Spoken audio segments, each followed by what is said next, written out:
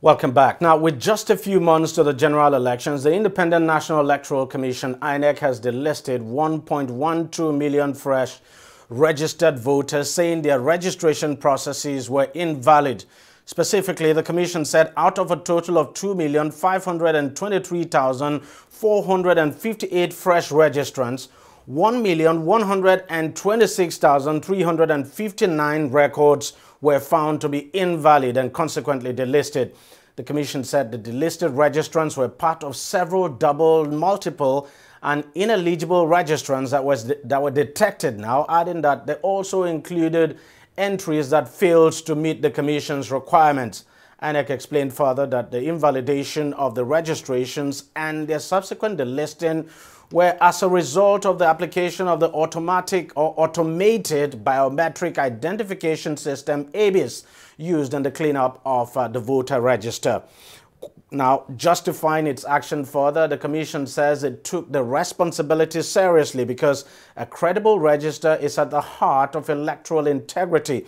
But the situation has got many Nigerians confused and also suspicious of an alleged attempt to disenfranchise some citizens ahead of the 2023 general elections. Joining me on the program right now to give more clarification on this issue, I have Rotimi Oyekomi, who is the Chief Press Secretary to the Chairman of the Independent National Electoral Commission, Inec. Mr. Oyekomi, thank you very much for joining me. What would you say to those who are alleging an attempt now to disenfranchise people from voting in next year's general election as a result of this delisting that has taken place? Thank you very much for having me. First, I need to make a clarification for Nigerians to fully understand what we are trying to do. As at 2019, the register of voters was a little bit over 84 million Nigerians. So we'll still have, as we speak, 84 million eligible voters. That was the figure that we had by 2019. When we took the voters through the processes, we discovered some irregularities, and part of the irregularities include those who registered twice or more than once, those who didn't meet our business rules. What we mean by business rules is that, for instance, if we discover that you have a female picture but you fill male as gender, that's a problem. So when we took out those ones, it came to about 46% of that figure. So those ones were delisted because, you see, the integrity of every election starts with the register of voters, and that's what we are saying. So we removed those ones because, you see, even under our laws, double registration attracts a penalty. Upon conviction, you could be going to jail for 1 year, or you could be fined 100,000 naira. Now, there is no attempt to disenfranchise anybody, and the fact that we are taking this painstaking effort to ensure that the register of voters is clean and is credible should be commended by Nigerians. Now, between January and July 31st this year, when we suspended the CVR, we had in all over 12 million completed registration. But that's the data that we harvested. We now have to subject each one through our protocols. We have to check for double registration.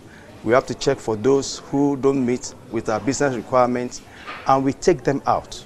It is only after we have taken them out that we now add the qualified registrant to the 84 million registered voters that we already have.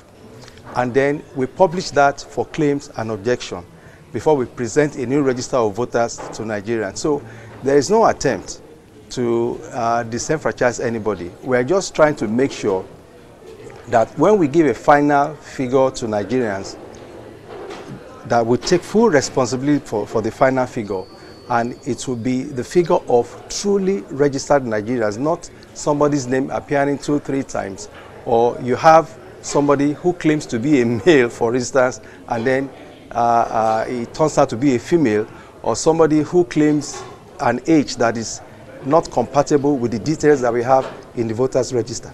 Now, what would you, because I've spoken to some lawyers on this, and for some, the argument is that, look, Inec does not have the power to delist, if you like, people from the register, that you should have gone to court, and that if you found people had, if you found people had been guilty of double registration or multiple registration, that you should have taken them to court, and so that you get them convicted, and then they face the wrath of the law, that you do not have the powers to delist people that way. What would you say to that?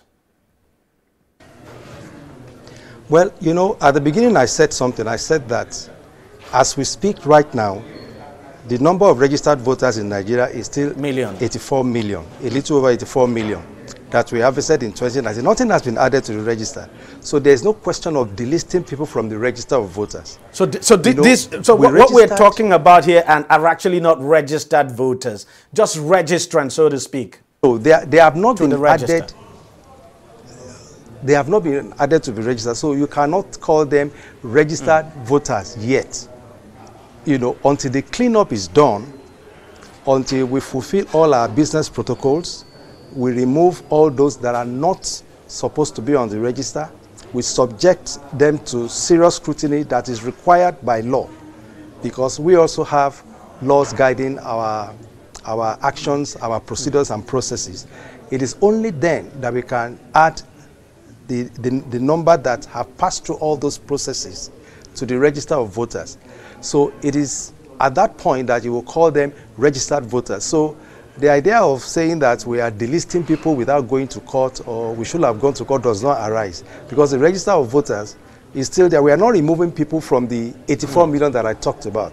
We are talking about those who just registered and they have not even been added yet.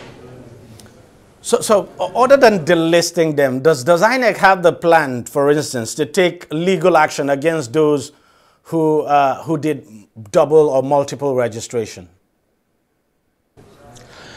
Well, that's a decision for the Commission to make. But the laws are very clear, and we have been trying to educate Nigerians about the danger of flouting these laws. Because when you flout these laws, there are implications. And we try as much as possible not to allow people to run foul of the law, because we discover that some people genuinely do not know that they are doing the wrong thing. You know, some people tell us that they try to, like those who registered some years ago, and they can no longer find their card. And according to them, if they go to our offices, they try to check their names. They will say their name is on the server. And we provided a URL for them that you can go to this URL. Even if you don't remember your voter identification number, which is the VIN, just type your name and your date of birth and then put it there. If you are in the server, your details will come up. And so many people actually went through that method and discovered that they are in the server. But some will still come and tell us that their names are not there. And without trying to, you know, do further checks, they just go and register again. So what we are saying is that you will discover that the so-called 1 million that, over 1 million that we are delisted, we are actually, substantial number we actually already registered. Because when we discover double registration, what we do is to knock off the second registration while the first registration remains. So nothing has changed. You have registered before and you now register again. Maybe in a previous continuous voter registration exercise, you participated and registered. So the server already holds your details. And then we are conducting another one. And because you feel that you are no longer in the register of voters, no longer in a server, you now go again and register. So once you come in, because it's the same biometric details, your fingerprints are the same, your features are the same. This time we are even using Invalid that captures your face, so the features are the same. When we discovered those double details, we delete the latest one and retain the first one. So that's what's going on. So let me ask you this. Are you surprised at this huge number of those involved in this inappropriate registration process, if you like, because it's the number is huge if you look at it. Does this in any way suggest that Inec has not done enough in terms of enlightening people about the process and how it is done? Because it's quite a surprise that, you know, you would have this huge number of persons affected by this inappropriate registration. Now, let me tell you the kind of things that we do to get information through to the people. We have social media platforms that young people like to go to. We're on Twitter, we're on Facebook, we're on Instagram. All right? We have a website. We put information there all the time. Then we carry out face-to-face interactions with stakeholders all the time.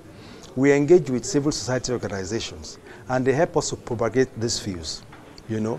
And for those who may not even have access to social media, for those who may not have access to all these so-called sophisticated equipment, we take the message to them in where they are, marketplaces, or when they're having festival, or even we partner with religious leaders that when they're in their churches, in their mosques and preaching to people, they should help us to galvanize Nigerians. And you see, it means that you know, the message is not just going far enough.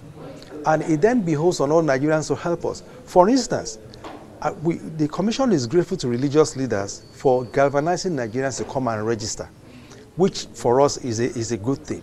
But in the same way, we also want them to pass the information that, look, if you have registered before, don't register again. But you can see that even some politicians are not helping matter. There was a politician that once said that if you registered in 2010, you need to go and register again. That's not helpful. And then we told Nigerians that no, once you register, you register. You don't need to register twice. So this conflicting information coming from influential people can influence people to go and do what is not right. So we are doing our best, and we'll continue to do our best. But you see, no matter how much, for instance, that Inec spends on advertising and all that, it still won't be enough. This is a huge country. And, you know, not all Nigerians have access to television or radio or to the social media. And all Nigerians that are over 18, that are Nigerians, you know, the qualification as a voter is not because you have a degree or anything like that. You just have to be 18 and you're a Nigerian. So that's the challenge. I can understand, perfectly so. Rotimi Yekomi, the Chief Press Secretary to the Chairman of the Independent National Electoral Commission, thank you very much for joining us on the program, and thank you for those clarifications. Thank you for having me. All right, we'll take a short break, and when we come back, we'll have more to talk about on the delisting of registrants by Inec. Stay with us, don't go away. Opinions are free, facts are sacred, but truth is universal. How, in practical terms, can we, for instance, de-escalate the tension? President must see himself as the President of the Federal Republic. We know where the enemy is. 3 places. The Lake Chad Basin, the border area between Nigeria and Cameroon, and then the Sambisa Forest. On DEJI360, we give you a complete dose of everything. Opinion, facts, and undiluted truth. I hardly believe what politicians say in this part of the world. A new Nigeria is possible, a future is possible. We delve into the issues, dissect it so that you can understand it, use it to take action. I don't think there's any need for any governor to look for grant for ranching. DEJI360, dissecting the issues.